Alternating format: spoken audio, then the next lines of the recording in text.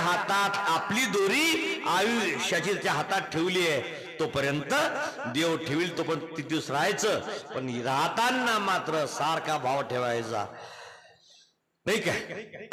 सावता महाराजाचा प्रसिद्ध अभंग आहे, समयाशी सादर व्हावे, समयाशी सादर व्हावे,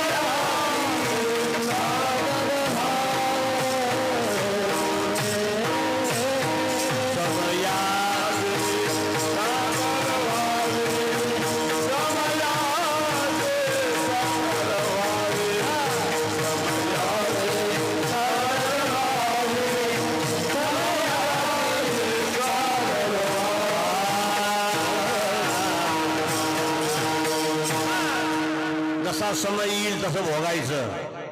ताब्यात आहे कपाडाच्या चाव्या तोपर्यंत दान करून टाकायचं. पाय जोपर्यंत चांगले आहेत तोपर्यंत वाऱ्या करून घ्यायच्या, तीर्थयात्रा करून घ्यायची. जोपर्यंत ताब्यात आपल्या घरातलं काम आहे तोपर्यंत करायचं. आणि एकदा ताब्यात गेलं मुलाच्या काही जमत नाही. आणि मुलगा सून तुमच्यासारखी काटकसर करणार नाही, तुमच्यासारखा म्हणजे कंजूसपणा करणार नाही. हसू नका बोरीनं काय चाललं, हा विठ्ठल विठ्ठल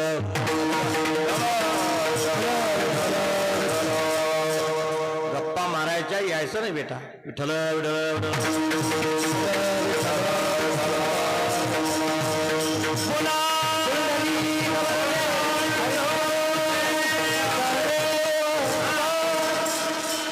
एवढा मोठा सप्ताह उभा करायला किती ताण पडते गावकऱ्यांना, तुम्हाला माहित आहे का.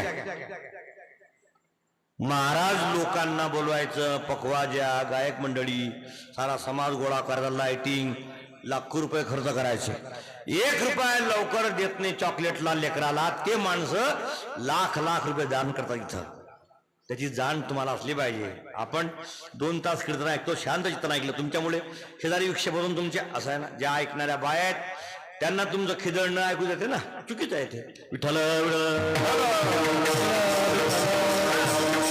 एवढं वातावरण तयार करायला किती रुपये लागतात. अहो साऱ्या गोष्टीला वातावरण लागतात. तंबाखू खायला सुद्धा वातावरण लागते. तंबाखू काढला आणि खाल्ला का, तंबाखूची डबी काढायची, तंबाखू काढायचा, झाकण लावायचं, पुन्हा डबी पलटायची, पुन्हा झाकण काढायचं, चुना काढायचा, असा लावायचा, डबीकडे पुन्हा खिशा ठेवायची, असं करायचं, असं करायचं, असं करायचं, पुन्हा असं असं करायचं, पुन्हा असं करायचं, असं करायचं, असं करायचं. तंबाखूला वातावरण लागते, कीर्तनला किती वातावरण तयार करावं लागते. काय ताण पडतो. तुमच्या भागात अशी पद्धत, तुमच्या गावात अशी पद्धत आहे का, समोर साऱ्या महिला आणि माणसं पुढे पाहिजे असतात, पण तुमच्याकडे साऱ्या बायात दिच्चांग दिचाक, माणसं पुढे पाहिजे. हा तरी मधला हा प्यारा हा माणसांचा पाहिजे, पण माणसं मागे राहतात. आणि तुम्ही महिला मंडळी पुढे. मग काही महिला वावरात काम केलेल्या, काही शेतात गेलेल्या, काही दिवसभर उन्हानं झोप झाली नाही, इथं आलं की जेवण फुल पेटी पॅक आणि टर्रंटर. सावध राहायला पाहिजे. शास्त्रकार फार सुंदर सांगतात का म्हातारपणामध्ये शरीर आराम मागते. तू 65 वर्षे माझ्याकडून संसार करून घेतला, 80 वर्ष वय झालं, आता मला झोपू दे. आपण काय म्हणतो, आता म्हातारपण आलं, चल कीर्तनात. ते म्हणते नाही नाही नाही झोपू दे, नाही नाही चल कीर्तनात. आपण जबरदस्ती त्याला कीर्तनामध्ये आणतो या वयामध्ये. मग शरीर म्हणते मला झोपू दे म्हटलं, पण तू जर नेचर जबरदस्तीनं कीर्तनात गेल्यावर जर झोपलो नाही तर सख्या बापाचाच नाही. मुलगी झालं की झोप येते माणसाला. ते वय झोपीचं वय आहे, आराम करायचं वय आहे असा. म्हणून तरुणपणामध्ये कीर्तन ऐकले पाहिजे. तरुणपणामध्ये परमार्थ कट्टर करून घेतला पाहिजे. तरुणपणामध्ये मजाक सुचते असं नाही. म्हातारपणामध्ये आपल्या ताब्यात काही राहत नाही. म्हणून शास्त्रकार सांगतात आपल्या ताब्यात जोपर्यंत करून टाका. म्हातारा बसला असतो कपाटापाशी पोत्यावर, सुनबाई येते, कपाट उघडते, बंडल काढते, नोटाचे दाबते खिशात, खिसा नसते दाबते, निघून जाते. मग येते म्हातारी, तुम्ही कपाटाचा आवाज ऐकला का नाही? तिथं बसला असतो म्हातारा कुठे कपाटापाशी, ऐकला का नाही? कपाट उघडून पैसे घेऊन गेली ना. कोण? घोडी. घोडी आपल्या घरी गाई आहे, म्हशी आहे, घोडी कुठली आली? तुमची सुनबाई गेली ना गाडीवर बसून टेलऱ्याला खरेदी करायला. कुणासोबत? बैल. बैल कोण? तुमचा प्रकाश.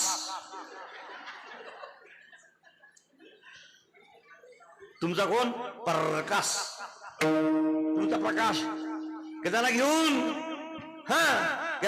गेले ना खरेदी करायला, बंडला काढले ना, कपाट उघडलं ना. तुमचा आता तोंड नाही उरलं तर मला कसं म्हणतो ते, तुला दुगळ कशाला पाहिजे दिवाळीला?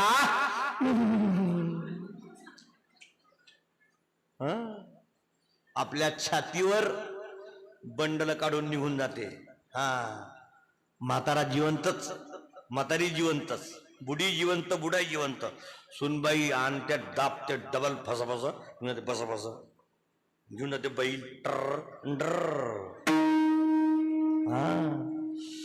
सुनबाई आल्यावर परमार्थ करील, आणि सुनबाई आल्यावर मग धर्म करायचा, वारी करायची. नाही नाही नाही नाही नाही, सुनीच्या शब्दामध्ये जादू आहे.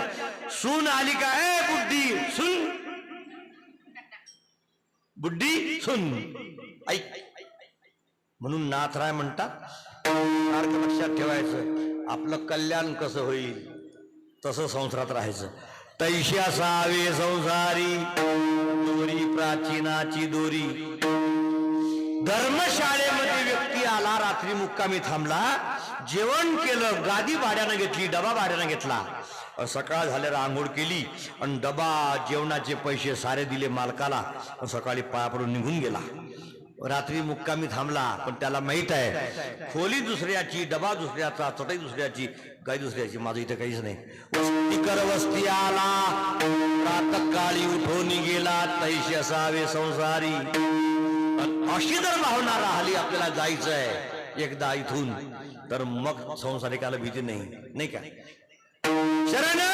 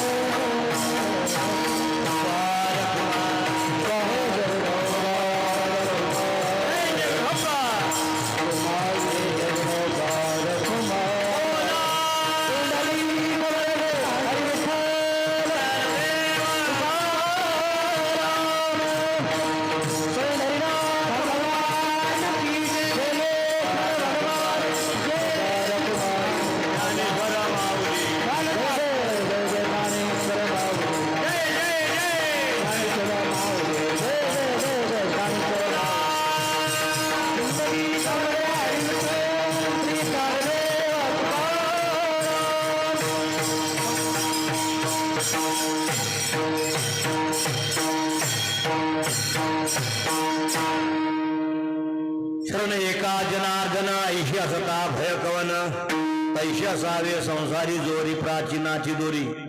सुरुवात फार लवकर केली 9च्या सुद्धा. आपण नोकरीला संपवला पाहिजे, पण सारखं सारखं सांगत आल्यामुळे वेळ लक्षात आला नाही. आता समजलं वाजले की 12 जाऊ द्या ना घरी. म्हटलं वेळ झाला गड्या आता, नाही का. असो, कसा करता सांगायचं तर देशाला दिवस अतिशय चांगले आले, परंतु देशामध्ये जी सेक्युलर मंडळी आहे, देशामध्ये जी गद्दार मंडळी आहे, देशामध्ये जे देशद्रोही मंडळी आहे, त्या लोकांसाठी आपण सावध राहिलं पाहिजे. असं आहे. या युद्धामध्ये निकाल लागणार आहे. मोदी साहेब काटा काढणार आहे, 100% लिहून ठेवा. मला माहित आहे मोदी साहेबाचं मन जाणल्या जात नाही कुणाला. तो काय करील साधू सांगता येत नाही. असं आहे. तो सर्व व्यवस्थित करणार आहे. फक्त एक आहे, आपल्या देशात जे लोक आहेत, बरं काय कमाल वाटते मला का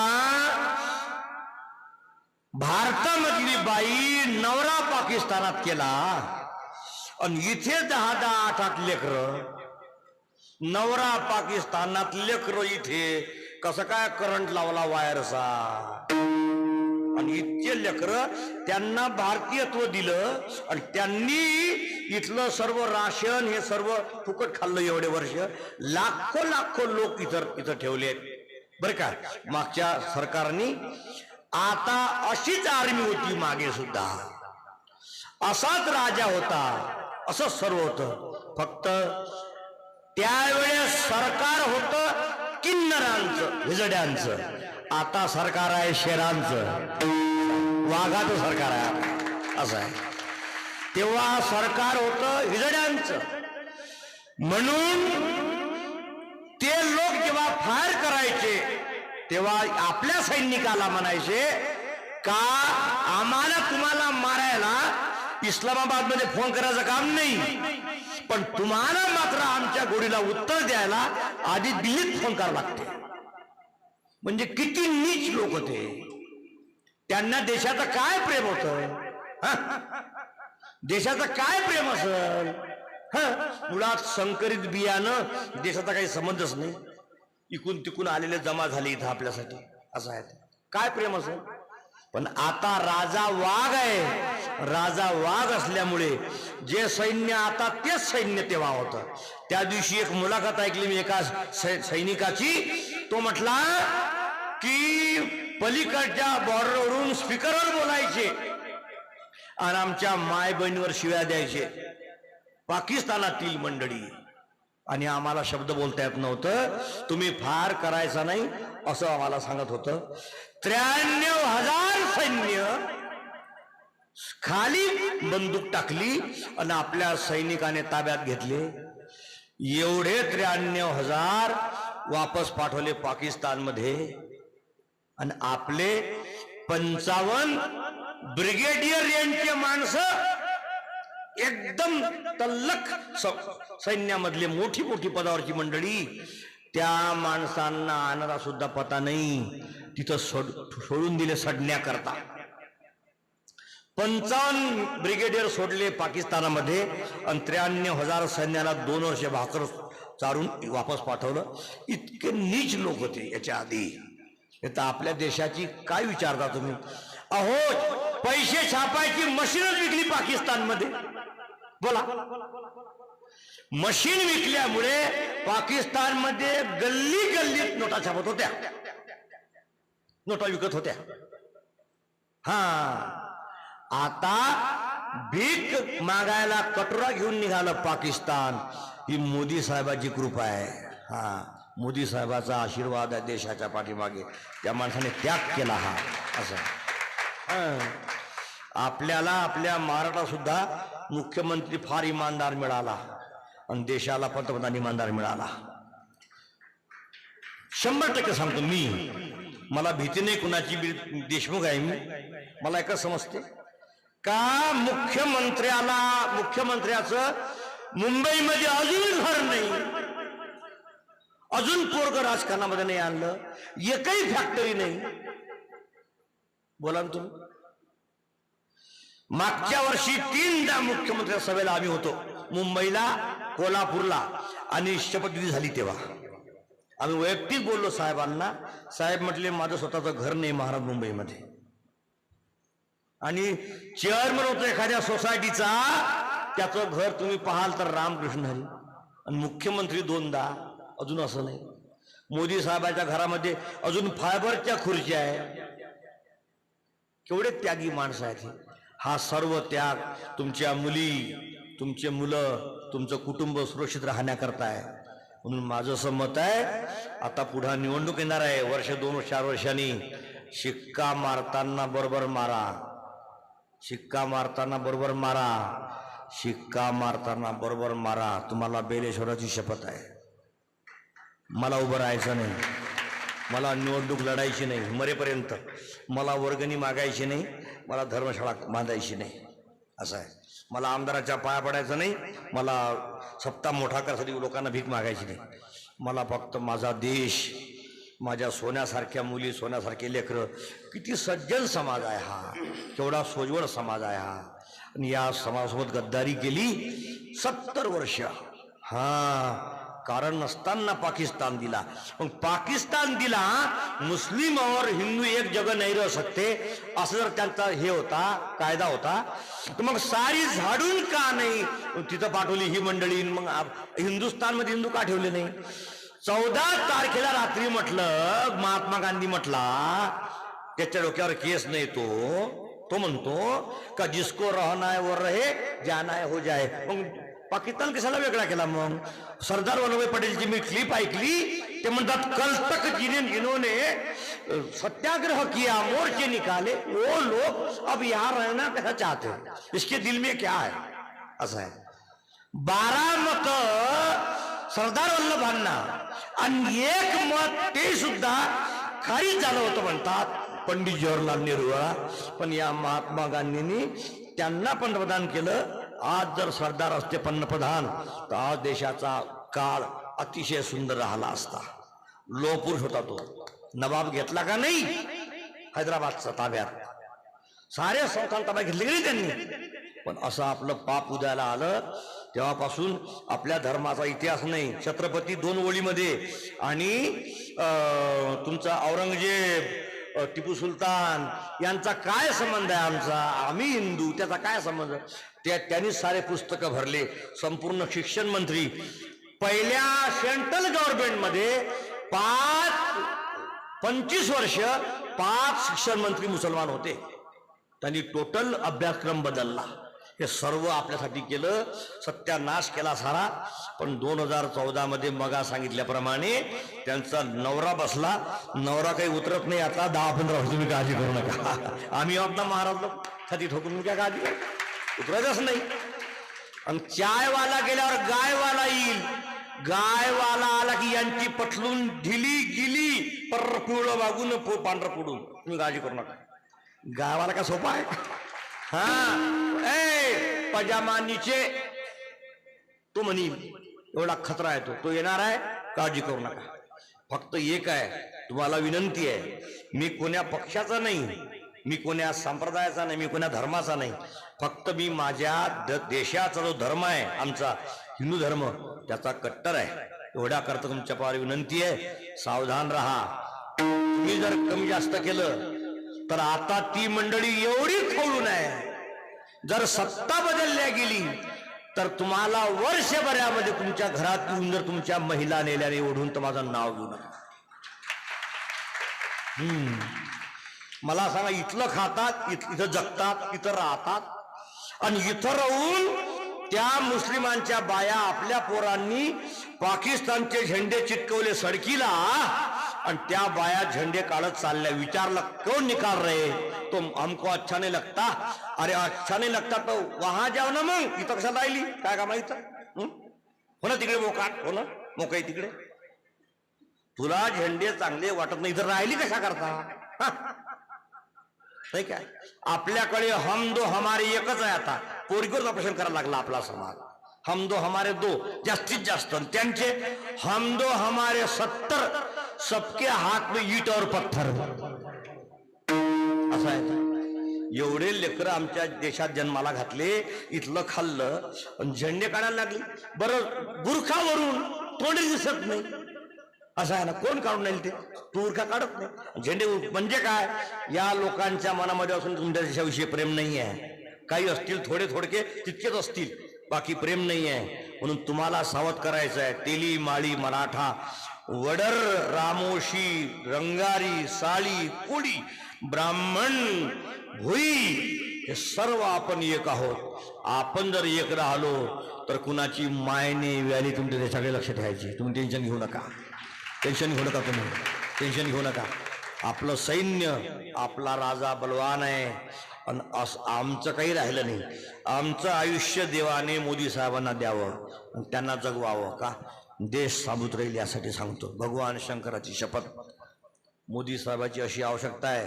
मोदी साहेब, शहा, राजनाथजी, योगी साहेब ही मंडळी आपली आहे. आणि तुम्हाला पुन्हा सांगतो, आर म्हणजे RSS, ए म्हणजे आर्मी, यम म्हणजे मोदी.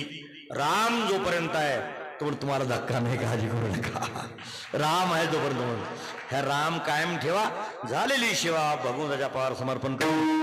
आमचे सदाफळे डॉक्टर साहेब, गुरुजी उंबरकर, देशमुख महाराज, आमचे मडसे महाराज, ही सारी मंडळी, मृदंग वादक, सारे तुम्ही पुरुष मंडळी, आपल्या धर्माची जाण ठेवा. आपल्या धर्मामध्ये सुंदर मुलं आहेत. आपला धर्म पवित्र आहे. कुणाच्या मागे लागू नका. थोड्या समयाची शान पाहू नका. त्याची गाडी आणि त्याचं सर्व ते तितक्या पुरतच आहे. एकदा तुम्ही त्यांच्या ताब्यात गेला तर तुमच्या अंगावर बुरखा टाकला का तुमचे हाल करून कुठे टाकून देईल, कुठे मारतील, कसं मारतील. किती तुकडे केले हो फ्रीजमध्ये टाकून, कसं मारलं हो, कशा मारल्या पोरी अहो, पाहताना डोळे मिटून घ्या वाटतात. अशा पोरी मारल्या. मुलींनो, तुम्हाला विनंती आहे, तुम्हाला सावता महाराजाची शपथ आहे, तुम्हाला बेलेश्वराची शपथ आहे, हिंदू धर्म सोडून पलीकडे जायचं नाही. छत्रपती शिवाजी